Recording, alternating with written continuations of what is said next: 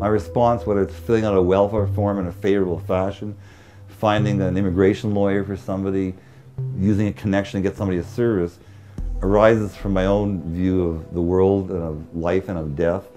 But the people I see who are the poorest get what they need, and they get it as soon as they need it. There's only one Philip Berger, and Philip Berger will never be replaced. But if I could accomplish maybe 1/100th of what Philip has accomplished during his career, I would be very happy and satisfied. So I really got to know Philip well in about 2002, and it was a time when the government had announced cuts to the refugee health insurance plan. So we went ahead and went into the office of Joe Oliver on a Friday afternoon. We tried to get 12 physicians to go in with us, and we ended up getting 90. Hey doctors, you're gonna have to go outside. So this was my introduction to Philip Berger, and you know, in retrospect, this was typical Philip, right?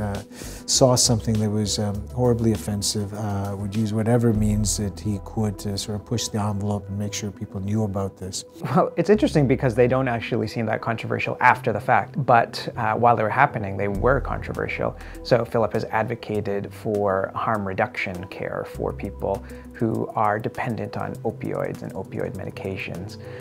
That seemed very controversial a long time ago, and right now it's a standard part of medicine.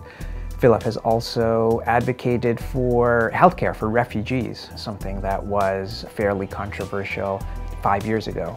And today, it would be hard to imagine people arguing against publicly funded healthcare for refugees. In many ways, I think he leaves a legacy of someone who has always spoken out for vulnerable populations. I was a bit worried, well, maybe the hospital leadership will say, what's Berger doing out in the streets and writing letters and op-eds? Nothing but support. Yeah. Nothing but support. And we, not only as a hospital, but I think as a society, have a duty to take care of those people.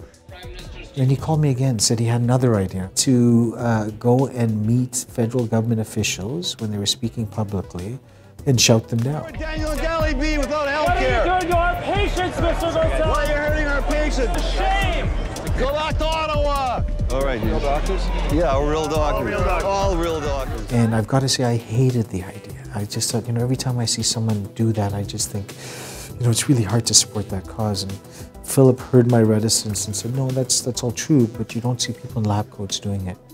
And I was absolutely wrong. So he had very cunning political instincts. Like I think he knew exactly what buttons to press to push certain issues. And we certainly see that highlighted throughout his career. Philip has shown that as a physician, as an academic, you can change public policy, you can change the way medicine is practiced, and you know, we can work to promote the health of the most vulnerable people in our society, and ultimately that's going to benefit everyone. Although Philip has received a lot of other awards and tributes, I think the continuing work of people who have been inspired by him and people who have learned from him will be his greatest legacy.